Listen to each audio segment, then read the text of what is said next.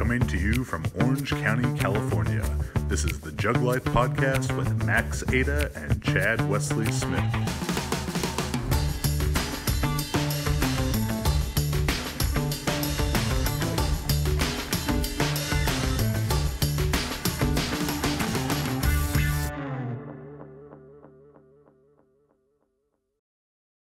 Hey everybody, Chad Wesley Smith here, bringing you another episode of the JuggLife podcast, joined as always by Maximus Decimus Montanus. Howdy, folks. And our special guest today, Dr. Quads. You may know him as Dr. Quinn Henoch. Quinn, you look stiff, uncomfortable. You all right? I told you I wanted to sit next to Max. No. I'm both the figurative and literal centerpiece of this operation. First of all, I just want to say it's a complete honor to be sitting next to you two guys and having a conversation face to face. Huge fans. I appreciate you flying me out to do this show, and it's just going to be a lot of fun. You're welcome. Yeah, there was no expense spared. We'll need that shirt back, though. So, Quinn is right next door all the time. We share a wall with him, and he's been a long time part of Juggernaut and just an integral aspect to our operation here. Both, the content we create. I'm sure you've all seen his videos like mobility myths videos and articles. Most of which have very long, cumbersome titles, but are excellent, like the Best Damn Squat Mobility article, period. One of the most popular articles of all time on Juggernaut. Supple Leopard versus the World, and all kinds of different stuff like that. So if you haven't seen those yet, make sure go through the YouTube channel on jtsstrength.com, familiarize yourself with the works of the good doctor. But today, more than anything, we want to talk to you about your new book, Weightlifting Movement Assessment and Optimization. WMAO. We'll just call it WMAO, I think, the rest of the time. Okay. Is that going to be the thing? You guys are going to call it that? WMAO. WMAO. All right. Pow, pow, WMAO. All right, so WMAO, your first book, a real book. Yeah. Made of paper. Like you turn the page and everything. That's much more prestigious, I've been told, than an electronic book. Yeah, that's what I hear. It's not real yet, so we'll wait until it gets in my hands. But essentially, it's just breaking down the snatch and the clean and jerk from each phase and offering, I guess you'll call them corrective strategies that try to shore up any positional instabilities or create more control from the first pull of the snatch to the overhead squat to the front rack of the clean, overhead position of the jerk, and just kind of everything in between. So, I'm sure you've been developing the information that you've been teaching in that through your clinical weightlifting certification, which is a part of your business, Clinical Athlete, clinicalathlete.com. Tell us what Clinical Athlete is, how that whole thing came about for you. Yeah, so clinicalathlete.com is a network of healthcare providers who, I guess, just have a general understanding of athletes. So if you go on clinicalathlete.com, there's a map at the bottom of every page. All of the clinicians I've personally screened, and so they're PTs, chiropractors, athletic trainers. We have a couple physicians, and they have athletic backgrounds themselves. So it's the idea is you go to the doc and you say, well, my knee hurts when I squat, and he's going to say, oh, don't squat. It's real easy. Or don't deadlift. It's bad for your back. Don't lift anything over 10 pounds for the rest of your life. These types of things, and just stuff that's just totally off the wall and honestly creating a ton of problems in the healthcare system. So we created a network of healthcare professionals who are going to just be a better option for the athlete, and to actually, because they are athletes themselves, be able to integrate that person back to their performance goals. So that's clinicalathlete.com. And then we have created the Clinical Athlete Weightlifting Certification course as a way to kind of take the world of the performance aspect of weightlifting and then the clinical aspect and kind of combine those two. So weightlifters who are coming off of injury, who maybe it's actually a coach's course. So essentially, you're a coach looking at an athlete. Well, why are they not able to achieve, you know, the overhead squat position that I'm trying to cue them into? And, you know, the athlete's trying, and, you know, you're both butting your heads against the wall, you know, hundreds of cues, and nothing's working. This course kind of takes the performance of those lifts and breaks down the movements and positions a little bit more closely, so we can kind of build back up and get people in the positions that they want to be in comfortably, and then give them strategies to rehab and kind of work around injuries and still get a training effect, which I think is a big thing. And clinical athlete, the mission of clinical athlete, I think, is so integral to athlete success, and was really a void that existed, because when I had my back injury, two herniated discs in summer 2013, you and along with Ryan Brown were so helpful in the process of returning to hard training, and there weren't a lot of options. I think I was very fortunate to know you guys already and to be surrounded by doctors who lift, but so many other people don't have that opportunity, and they're getting told, well, just stop squatting, and people on clinical athlete know that just stopping is not an option. So yeah, and I mean, to your example, 2 herniated discs, to the extent of which they were, with the symptoms that you were feeling, had you gone into an orthopedic specialist office, like, there's a very good chance that you would have been a quote-unquote surgical candidate. There's a very good chance that you would have been told by providers that your lifting career is done. You've had some of the best lifting since that injury. My best total prior to the back injury was 2170, and since then I've done 2325. So there you go. Herniated discs actually improve performance. Yeah, and in a weird roundabout way, it kind of did, because there were so many things, from a breathing and bracing standpoint and positional ideas, that I remember the first time that Ryan Brown talked to me about breathing and the breathing drills, and just sort of, I was healthy then, right. So I just sort of shake my head at it. I was like, okay, this is like, lame PT stuff. Like, I don't need this. I'm big and strong. And then when I got hurt and had to start using that stuff for my rehab, and it's just kicking my ass, I'm trying to do a single leg lowering drill, just shaking like a leaf in the wind, or squeezing a foam roller between my, with my adductors, and feeling like everything's about to cramp up. It made me take a step back, or two steps back, and reassess what I had done wrong, what I had taken for granted.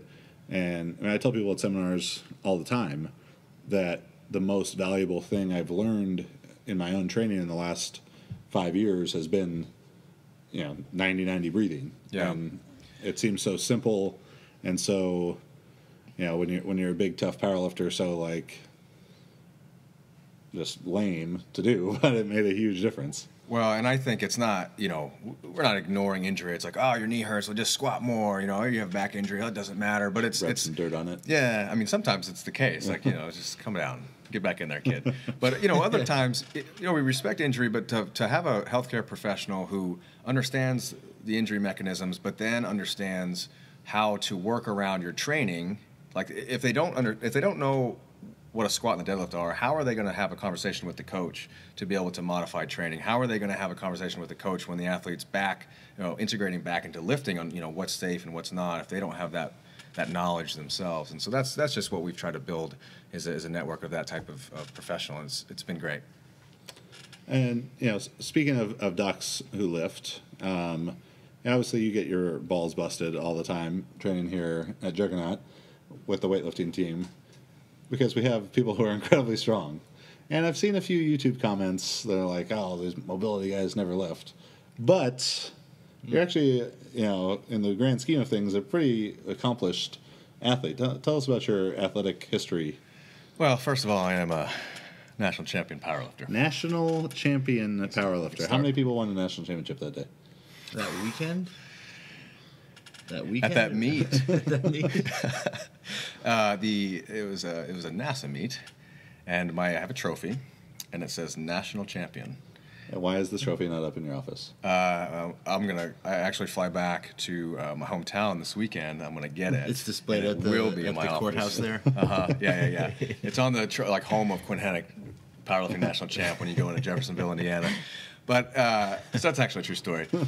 But yeah, I played football at a small D1 AA school in Indiana called Valparaiso, and I had weightlifting experience in high school and college for football, so I always had the lifts in my background. And then after undergrad, I started to compete in the sport of weightlifting pretty much exclusively, and so that was 2011. That was actually like powerlifting, 2 or 3 powerlifting meets, and then a couple of CrossFit competitions between that. What are your best lifts now? My best training lifts, my best snatch is 118 kilos, and best clean and jerk is 143. That was in competition. So, you know, whatever. 70, yeah, I hit... At 77 body weight? 116, 142 were my best as a 77. 117, 143 were my best as like an 80. Yeah. Light 85. That's good. So when Quinn, in addition to his lifting, just because obviously the people on the team are the strongest lifters in America, so Quinn gets his balls busted a lot, but he's a very, very solid lifter. You also take a lot of flack about your body weight.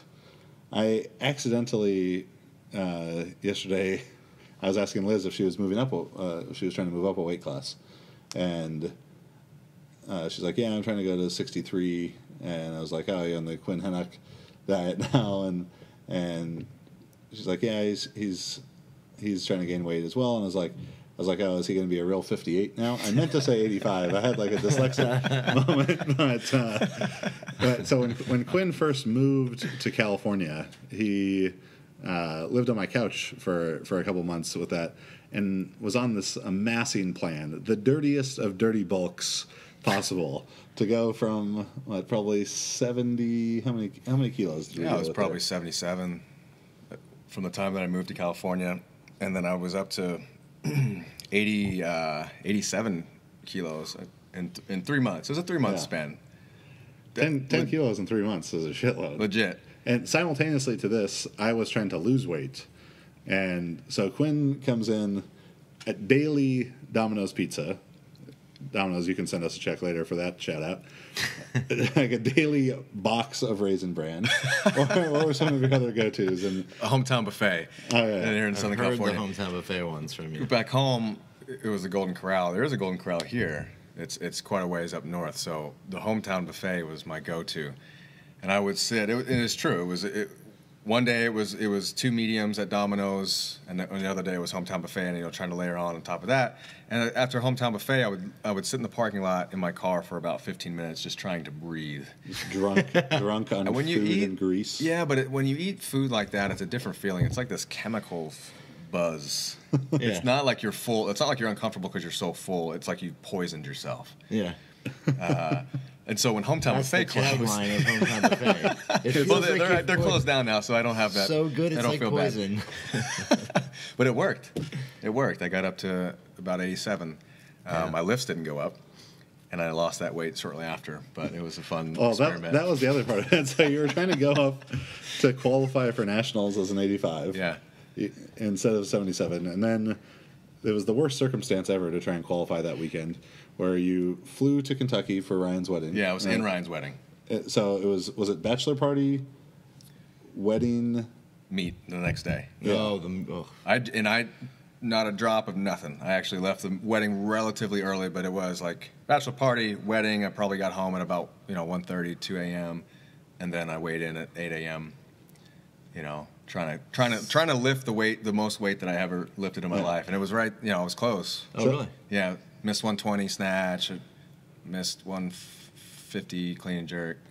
Like had I hit my lifts, I would have qualified. But in this whole process, so he's on this 3-month just dirty bulk, gorging himself daily and poisoning himself with hometown buffet, drunk on pizza on a daily basis, to bulk for 3 months.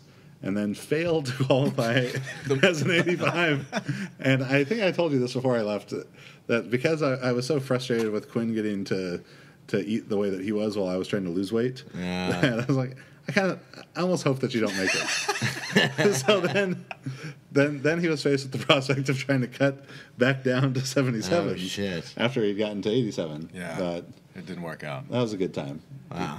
The Quinn Henoch bulking plan. Oh, the story actually gets better because I was planning on cutting and I was doing it, and then the meet that I had qualified as a 77, the months prior, my USAW membership had been expired. Didn't know it, so I tried to I was registering, but it wouldn't let me for nationals. Registering for nationals, I was like, "What? It won't let me hit submit." So I emailed, and they were like, "Hey, you see that red line? Through your name? That meet didn't count." I was like, "Oh, shit." So my bulk didn't matter, my cut back down didn't matter, and then I was stuck in this like medium place. That's basically for the rest of my life. Multiple kicks in the balls right there. Not good.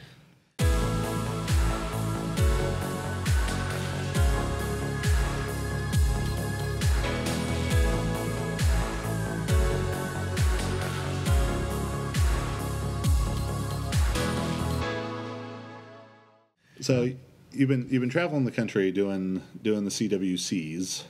What are some? Well, I guess along with that, you've sort of been more on the forefront of this mobility boom. Yeah. Where people are becoming obsessed with mobility. So as you travel the country and do your CWC seminars with Juggernaut,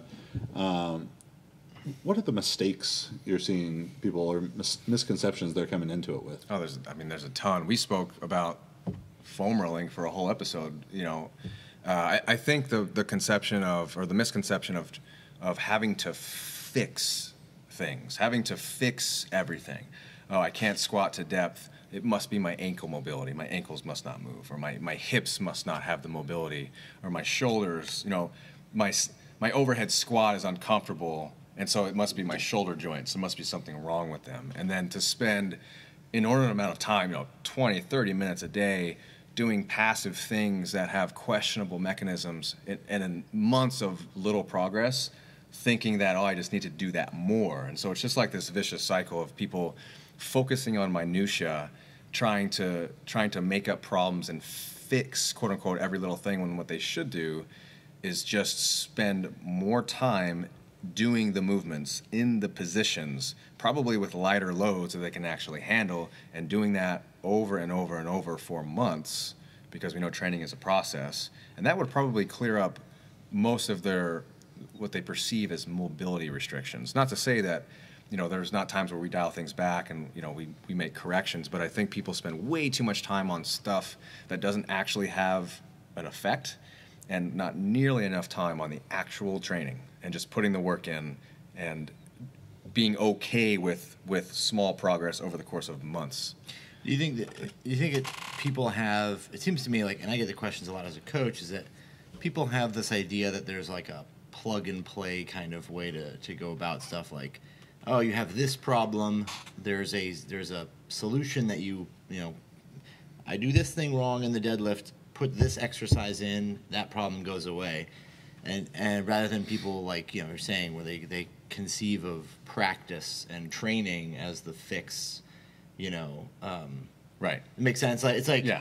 It's weird to me because it seems like it's a really prevalent idea in like lifting and fitness, but I don't think that exists in like, if you're a kid and you're like, I gotta learn to throw a football, like I should throw tennis balls. That'll teach me how to throw football. Right, or a weighted football. Yeah, just kind of like, I just got to keep throwing footballs till I get better at it, If I keep... I always preferred to mummify myself with a band and then try and throw a football. Voodoo yourself into an NFL quarterback. Hey, Timmy, take the tires off your bike, cut them up, and let's wrap them around our shoulders and stuff. Yeah, no, I remember doing that when I was a kid. Just released all my muscles. Well, it's the same with training. Max, what's the best squat program? Yeah. What's the best this, the best that? Yeah, it's there's no answer to those questions, and so that's what I try to make this book is more of a. Certainly, we give suggestions like, here, try this drill, but really the suggestions are based on principles and concepts. And so if you understand just kind of underlying mechanisms of the positioning of the snatch and clean and jerk and kind of the mechanisms of movement, then you can plug and chug whatever you want. Yeah. It's one reason I love the Scientific Principles of Strength Training book so much. And one of the criticisms of that book from the public was like, there's no programs. Yeah. There's no templates, and that's the point. It's not made to be a blueprint. It's made to help you create your own. Yeah, there's an blueprint. endless amount of programs, really. Exactly. Yeah, that's exactly right. And so, like the way that this book is structured, there's very simple screening protocols that maybe you can identify some things that also correlate to your training, because again, like you shouldn't look for problems. Right. It's kind of like when you watch somebody raise their arm over your head, and you're like, oh, I don't think his right shoulder blade rotates 10 degrees like that one does. You start like just making things up. Yeah. But maybe I test my shoulders, and this one, my right shoulder stops here, and then when I'm lifting, I also feel like I can't get my right arm behind my head. Now you've got evidence to go after it. And so we have strategies to correct that or try to optimize that. But there's lots of different strategies. So you may read the book and read the principles and look at the drill, say these drills are great, but I also like to do this drill, and I'll say, yeah, that's great because that fits this scientific principle. And that you see this when we talked about the principle of loaded stretching or something like that. Like that's a great option. So when the book is not meant like you guys are saying, it's an endless blueprint because it's going to hopefully teach you how to create your own corrective strategies for your individual needs. And that's what there's like programming, strength and conditioning it's very simple. The basics are very simple. Then you can make little individual tweaks if necessary. Yeah. I feel like people like to have, maybe a lot of that comes from they need a starting point. It's like people don't grasp, like you buy a book like The Scientific Principles, and that's a very, very well explained. Everything in the book is very well explained, but the knowledge and what's going on in there is really deep. There's a lot of stuff in that. And if you don't even really have any, a lot of experience, you need someone to say, hey, here's you start with this, right? Like the program, the template, I guess, probably is a little more of like something people can wrap their minds around. Like, okay, I got to start with these like overhead squats every day and kind of work on that. Obviously, that's what coaching is, right? The coach has that knowledge and has that stuff. So it's fun. I can understand where people maybe it's necessary to have something to kind of sink your teeth into at first. Yeah. No, I think that's important. Like a starting point. Yeah. Yeah, that's all it is. And like you said, a coach is there to kind of guide the process. The book is laid out that way, where we talk about the positions of the lifts. These are the positions. And then we define terms, like proprioception, stability, motor control, all that mobility, all that stuff, and then talk about each phase of the lift as it relates to positions of the body. So, top of the second pull of the snatch or the clean, we're looking at optimizing hip extension, shoulder flexion for the jerk or the snatch. Overhead squat is usually integrating more motor control issues, those types of things. Do you feel like in weightlifting, powerlifting, more so weightlifting, there's a lot of like proprietary jargon that people come up with for terms? Oh, the Superman pull, or the Wonder Woman snatch, or the this or the that, or whatever it is. Is the Wonder Woman snatch something that people actually say? Wow, I just wanted to slip that one in there. Whatever they are, the catapult technique, the this, it's all proprietary language that's not scientific. It doesn't actually, it's not scientific language explaining this, that, and the other. And when you read like the old like Russian, Soviet texts, they explain things in angles and stuff like that because it's a universal language. Yeah. And so people see that and they think it's too complex and it's not. Really what it is it's a way for 20 different people to understand the information the same. It seems like mobility has an even worse scenario in that the language used to explain things is more about inciting a feeling in somebody by saying, oh, you need to release this, or that's, there's scar tissue, or there's, what I mean? Like there's these like sort of buzzwords and inflammatory statements that get you to feel like, oh, I'm a bad person because I can't, my ankle doesn't bend. Well, mobility is not a term. It's not a scientific term. Yeah. So like what you just said, the old Russian texts actually defining their language, that is the blueprint. That's the foundation. Without that, you have no common language. And so that's the first chapter of the book, is defining terms that you're going to see, because you have to do that. Mobility is not a well-defined term. It's not scientific. The way that I define it is from a very simple joint sense. So if somebody lays on the table and we move their hips around through its full excursion, that's their hip potential. That's their hip mobility. Whether or not they're going to be able to move through that full excursion under load, fatigue, speed, that's another story. Right. Stability is another buzzword kind of on the other end, but it actually is defined, it's a scientific term, as resisting perturbation. I'm sorry, excuse me, this is a perturbation. What was the word? Perturbation. So, My parents walked on if you me think when about I was that, perturbating. yeah. I was just perturbating. I'm sorry. It's in the literature several times in that way. I think they like that word. Yes, that word's going to happen a lot more now. So you have to, with stability, think of it as resisting perturbations. So external forces could be the barbell, obviously, external implements. The intrinsic forces of your own muscles, kind of fighting your own body's resistance, gravity, all of these things that are acting on the positions. Could be static stability, so you're trying to hold a position against other forces. Or it could be dynamic stability, you're moving through a desired path, resisting forces that are trying to take you out of the path, like the barbell. Right. So stability is something that's defined. And it's my bias because I like things that actually have science to back them. So you'll see throughout the book, my bias is on increasing motor control, stability, motor skill acquisition, rather than just passive joint potential, the mobility side of things. And I think, the ability to define stuff is really, that I think that's kind of funny because that's something that I've noticed is very... That's across the board of all the people, I'm sure the three of us at this table, like we're very, very specific about being able to define what you're saying and having a very clear, distinct, this is the concept I'm explaining, this is the thing. There's definitive terms, definitive language that's used, whereas it's, so much of the fitness industry, so much of the industry is just like, like you're saying, it's just insane. It's just... Well, particularly with the mobility movement type of stuff, I think over the last 3 going on 4 years that we've been doing a lot of seminars, I think I've done around 150 seminars. And the memory that sticks out the most is when we first Become Unstoppable seminar, you were there, and there was people warming up before our presentations. They're foam rolling and mashing and band distracting before lectures. Before sitting down. They probably anticipated some perturbation happening. And we were definitely perturbed, but whoa, wordplay.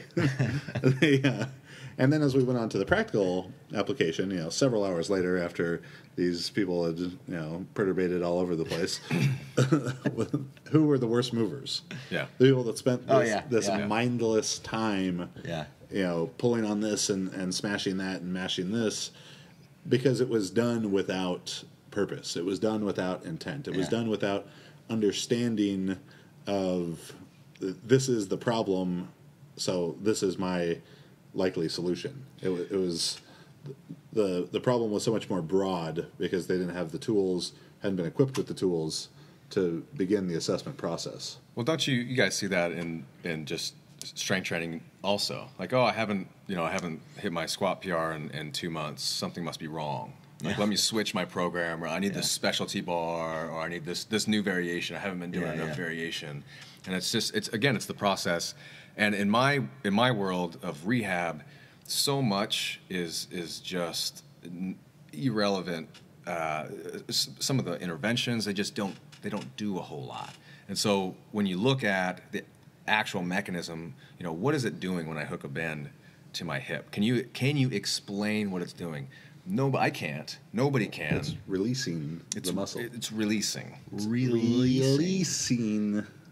So say it with more emphasis, and that releasing.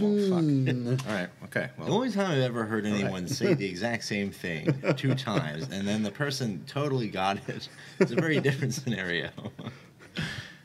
Being Please stomped tell. out.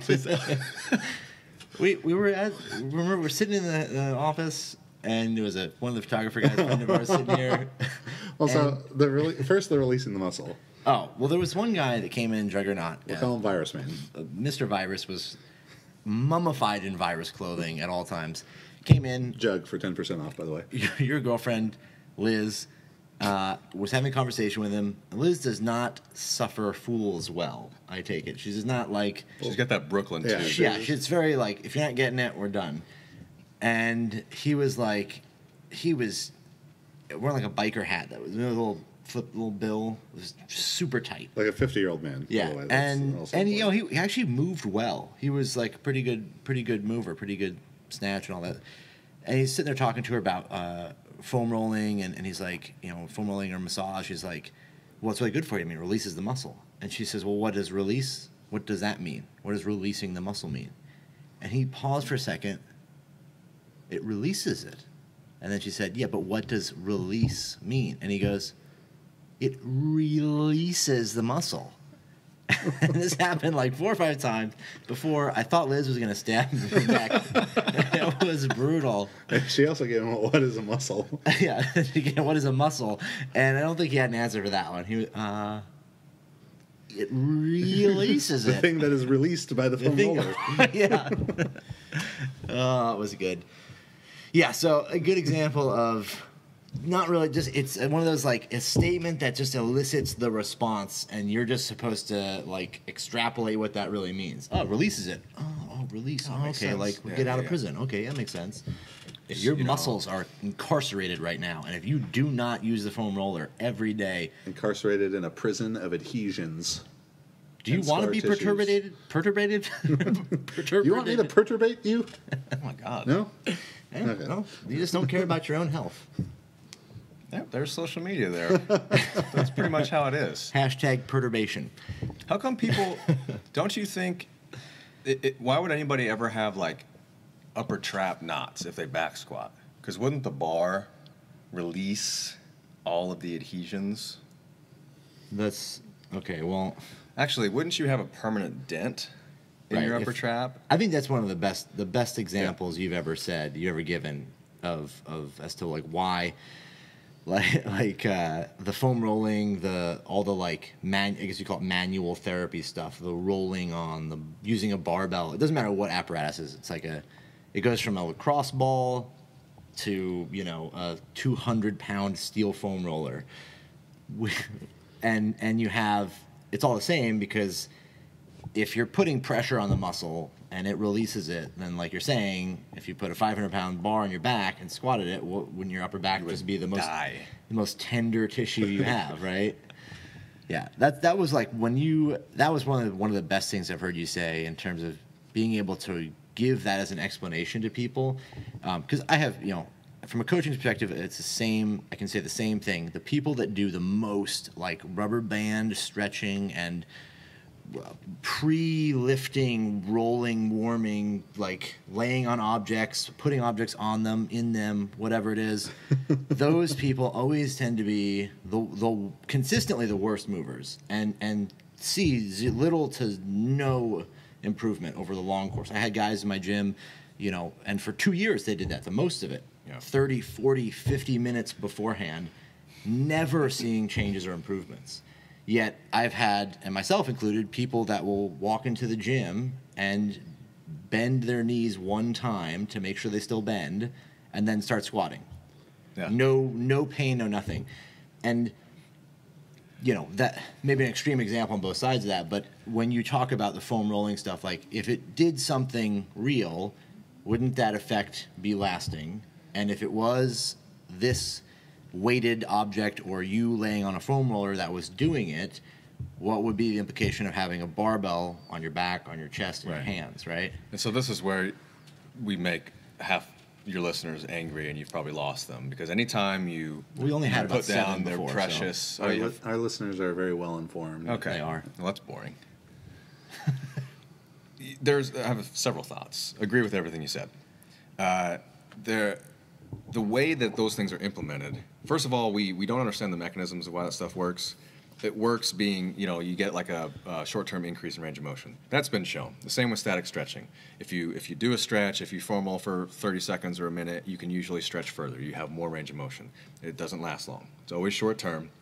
We don't know why it allows you to move further, and we don't know why it's short-term. What we do know is what it doesn't do is rearrange your cells, rearrange your tissue. Why would we want to do that anyway in that moment? That would be like somebody with a scalpel and just hacking your shit. Like, why would you want your tissues to be rearranged just randomly with a foam roller? What does rearrange your cells is loading through full ranges of motion to a tolerance or to a level that is close to your capacity. So barbell training, resistance training, strength and conditioning. Duh. What So the way that those things are implemented, 20, 30 minutes at a time before your workout, you've lost the benefits. If the benefits are all short term, you need to do them in proximity to the movement. So if you're going to use those implements, put them in between warm-up sets of the barbell. Don't stick them all together as one clump and then, like, this is my mobility section of my warm-up, and now I'm using the barbell, and here's my dynamic warm-up. Start to interchange this stuff when you need it. Another point you mentioned is, like, just squatting for your warm-up. What if, crazy scenario that I'm going to propose to you, somebody who spent 30 minutes using a foam roller, what if they took that 30 minutes and just did more of the movement that they're preparing for an extra 30 minutes with lighter loads? And tried to do it right. With some focus and intent. Yeah, exactly right. They would probably, this is what would happen. That first squat would feel like shit, because it always does when you walk into the gym the first time. That first knee bend always feels awful. That's when people freak out and they say, oh, I got to warm up. And for them, warm up means get on something, right? Roll around. It's like, do that, and then they'll do one more knee bend. Oh, it's all right. It's better. More foam rolling. Yeah. Where instead, be okay with that first squat. You're cold. Like, you're not ramped up for training. Your nervous system is not prepared. Like, you're not in the mindset. So be okay with that. Do more squats. Yeah. Right? Grab the bar again. Do more. I feel a very local sensation of tightness in my hip. Okay, I'll grab a foam roller and I'll roll for 20 seconds in between my movement. Right? And then hopefully minimum effective dose, don't need those implements anymore. Do more of the movement over and over and over again. 30 minutes, that's an extreme example because I wouldn't even do it that long, but just imagine how many reps now you've gotten. So not only have you actually warmed up the pattern, you've now ingrained the positioning more, right? It's just like shooting a free throw. Steph Curry probably didn't band his wrist, and mobilize his elbow in order to maybe he did. It'd be really awkward for you to be perturbating your wrist with a band on it right before you're going to play a basketball game. Get caught with that. The tabloids. I mean, that can be a rough scenario. Grind Sports Nutrition is committed to providing athletes with the highest quality supplements to fuel their training. Grind products are designed by Renaissance Periodization and contain only ingredients and dosages with substantial bodies of evidence to support their effectiveness. No fluff or fillers. Get on your grind because your success is earned, not given. I assume your book has a lot of. I hope it has a lot of pictures. A lot of perturbation material. It's got like 800 pictures. The last 300 pages are just pictures. Cool pictures. This one's a landscape. It looks great. Here's a band around your neck. Here's a compression band around your neck. But that was one thing I just really like about your stuff is that it's practical, and it's very, very practical in that it's not sitting there, going over the same bullshit again and again. This is a way to implement real things. This is avoiding stuff. So I assume your book has a lot of that kind of instruction in it and that kind of stuff, which to me makes a ton of sense. I mean, it's got 800 pictures or 800 plus. You actually know the number of pictures. It's like a lot of pictures.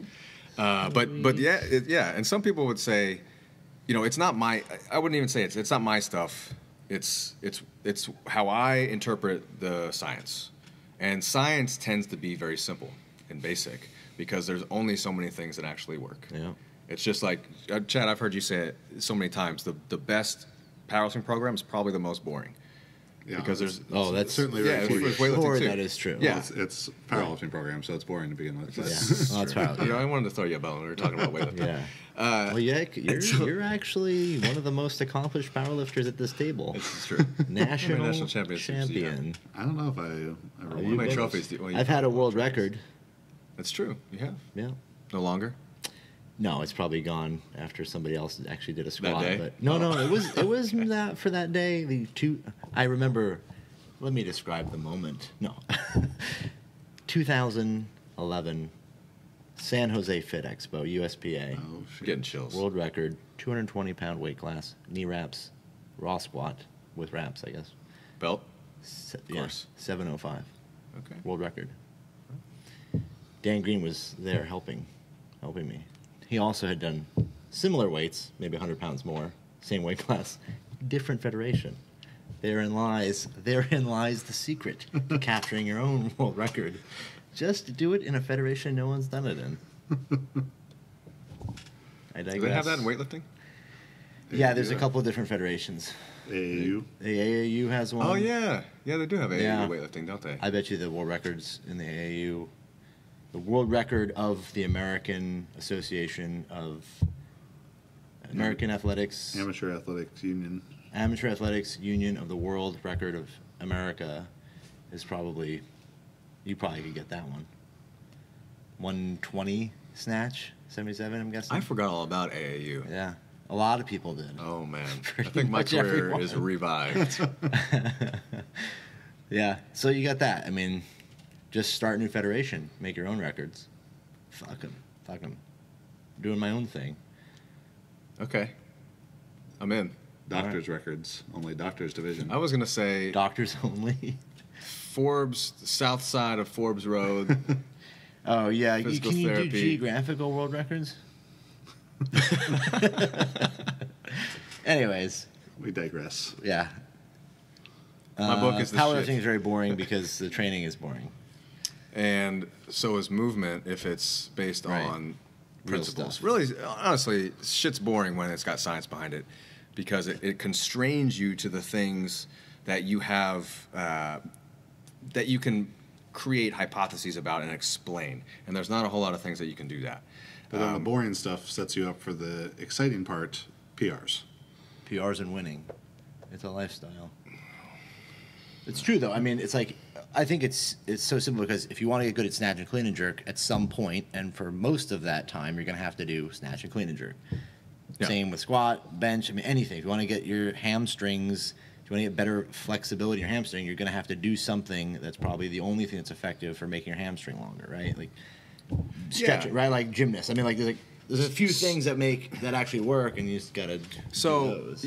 So you just, again, your body adapts to stressors. The stressor has to be strong enough to elicit a change. It's just like training.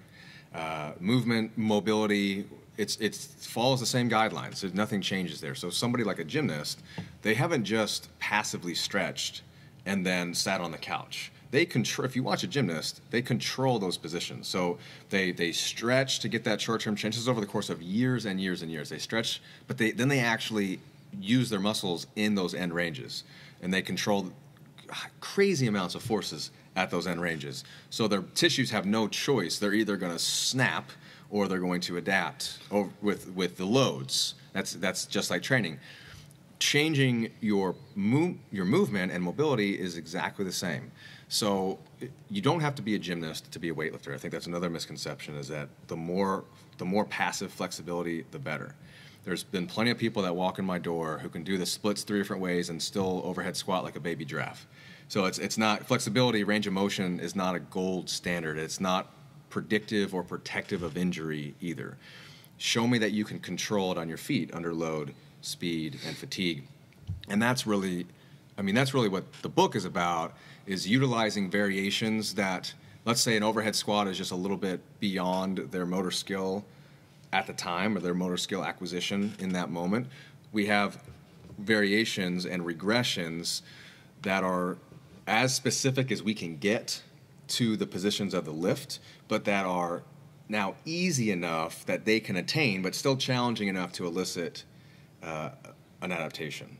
So it doesn't mean that just because somebody can't overhead squat, now they have to go into quadruped and do 100 bird dogs, or lay on their back and learn how to breathe for the next 3 months and do nothing. You have to do something that's hard enough to get them to actually change a behavior. In this situation, the behavior is a movement. So let's take the overhead squat, for example. If somebody, I screen people barefoot. When I first see them in person, I have no idea what their capabilities are. Say, hold this PVC, put it over your head, they're barefoot, squat down as deep as you can.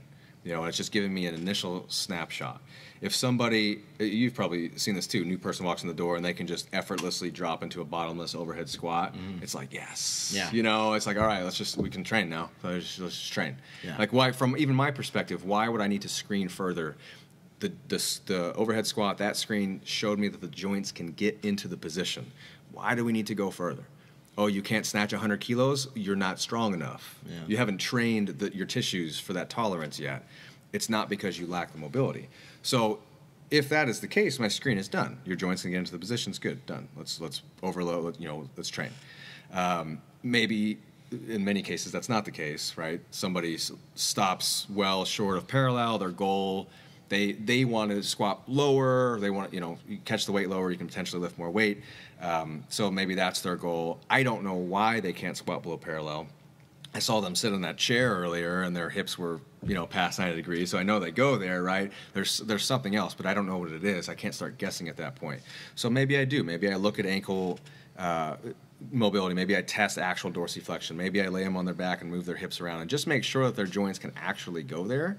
And if they can, then it has much less to do with actual mobility and just joint excursion and more to do with them acquiring the motor skill. I think, to reiterate that point, seeing you assess people and having you do that stuff, on video or with me or the other weightlifters, it's that process of breaking it down piece by piece to identify what is the actual root of this cause, right? Or what's the root of this problem? What's the cause of this problem?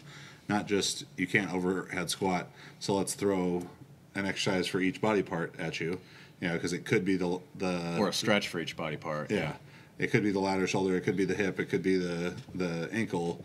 But let's now isolate each one of those to get a more thorough picture of the actual problem. Yeah, and that's the big issue. Usually the buck stops. Oh, they can't squat to the position that they deem appropriate or they desire. It must be a here's my 20 correctives. There's no diving deeper. Sometimes I take a top-down approach. So if somebody can't squat to any position, I don't just go passive range of motion right away.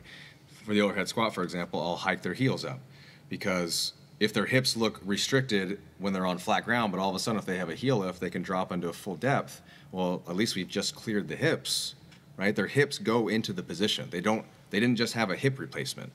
They get there, right? If there was no change in depth, heel lift or not, I still don't know. Maybe the joints really don't have that excursion, but 99 times out of 100, a heel lift helps a squat tremendously. That's why we have weightlifting shoes. Mm-hmm. And then at that point, people will say, oh, it must have been the ankle. But I've screened plenty of weightlifters who have ample ankle mobility and still benefit from a heel lift, because the heel lift provides a counterbalance. It's like a weight shift. It shifts them forward so that they can sit upright and straight down without falling on their butt.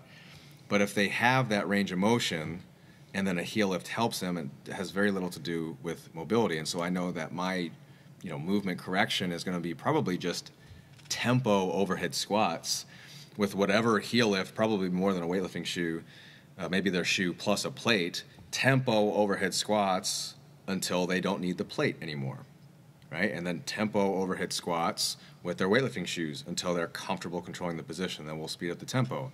Snatch balances to add speed to that position. Obviously, a snatch balance is a shoulder strengthener as well, but it can also be somebody who's now comfortable slow overhead squatting to the depth that they desire. Like if they took a snapshot, they'd say, yeah, that's Instagram worthy. But then when they add speed, it all goes to shit again, right? Because they can't organize that position dynamically. But a snatch balance is a great variation to allow somebody to do that. Takes all of the error that could happen in the pull out of the equation. Nice teaching tool there. So that's just kind of an example of how to cluster things specific to the movements and has very, very little to do with any trick. But unfortunately, it takes work and practice, which sucks. Super tedious. It always seems to take those things, work and practice. Yeah. Can't get around them.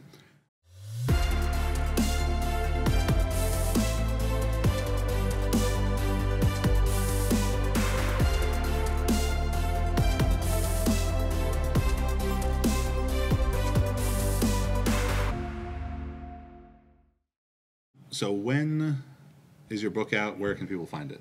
The book is officially released on May 1st. You can get it two places, catalystathletics.com. They have a books tab or a tab for their just kind of line of those things at the top of their website. And then it's on Amazon as well. So if you type in my name, I think, because it's the only thing I've ever had on Amazon. I'm pretty sure if you just type in my name on Amazon, it'll come up. Or just type in the title, Weightlifting Movement, assessment and optimization. Wow. Weightlifting Movement, Assessment, and Optimization by Dr. Quinn Henoch. Physical therapist. Let's just make sure for the Yes, you've been trying DPT. not a medical doctor. really Doctor of physical therapy. getting lax with letting people know that. I feel like. I think the reason why we call you Dr. Quinn, though, so much is because of Dr. Quinn Medicine Woman. Yeah. So it's not a term of respect. It's an insult. She was fantastic. Sully She was a saved, great and character. she saved lives. She's totally turned into like a super MILF. Well, I mean, Wedding Crashers. yeah. She must Yeah. have been back then too, though. I feel like she's hotter now. Oh, she's very hot. Jane Seymour, if you're watching, I mean, older women do love us. That is true. So she probably is watching. That is true. That the whole Dr. Quinn Medicine Woman had been kind of fading out. Like the younger kids don't Yeah. know what that is, so I'd appreciate it if that would be the only If we bring reference. it back in. Okay. That's what I thought too. There are a lot of people that don't make no. I made a David Carradine reference the other day, and someone didn't know who he was or how he died. Kids just don't appreciate a good autoerotic Just been asphyxiation joke like they used to. Disappointed in people's ability to recognize some of the references. Hopefully- I'm not as old as I look. Hopefully the perturbation stuff isn't over people's heads. Well, you don't want somebody perturbating over your head. Yeah. So they can find the book there. Where can they learn more from you? Most of my stuff is on jtsstrength.com. So you've put together pages of the authors on the website, and so I think if you just Google Quinn Henoch Juggernaut, a page on your website with all the articles and most of the videos that I've done are there, and then your Juggernaut YouTube channel, all the mobility myths are there. I have a YouTube channel, but it's mostly just my videos that I send to my people, so it's like super low budge. But like short exercise demos, most of the exercises that I've ever prescribed, or I shouldn't say most, but a lot of them are on my YouTube channel, and then the actual explanations and taking athletes through would be some of the great productions that we've done with Juggernaut. And then Clinical Athlete can be found on social media as well with lots of great resources. So we've got at Clinical Athlete, clinicalathlete.com, stuff on Juggernaut, at quinn.henoch.dpt on Instagram. My Instagram, yeah. Dr. Quinn Henoch, physical therapist. Facebook. On Facebook. Dr. Quinn Therapy Man. Facebook. All On right. TBS. Real life. TBS at 3 p.m. Tuesdays and Thursdays. Of course, staring at 3.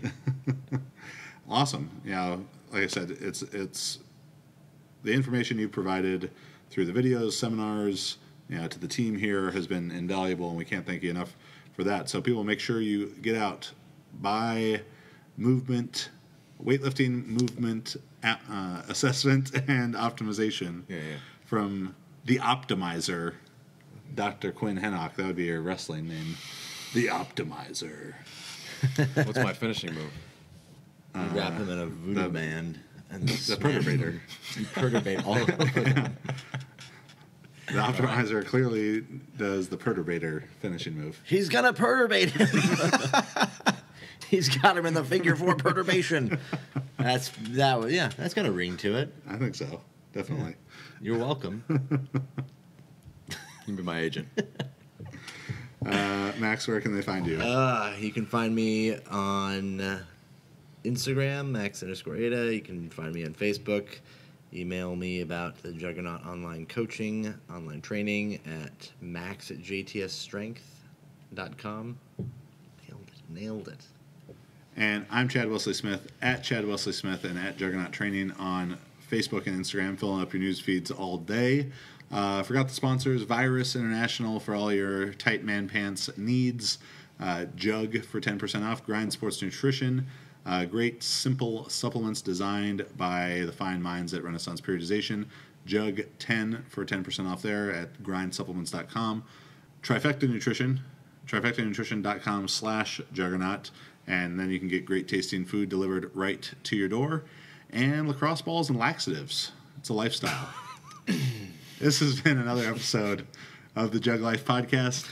Thank you for watching. If you enjoyed it, go give us a 5-star review on iTunes, write us a funny review, and maybe we'll read it on the air. Go check out store.jtsstrength.com for all our fine new apparel being modeled by these gentlemen. We have sizes from slim to husky, and please subscribe to the channel. Thank you very much. So I guess if you need to like release your bowels, that's what you'd be.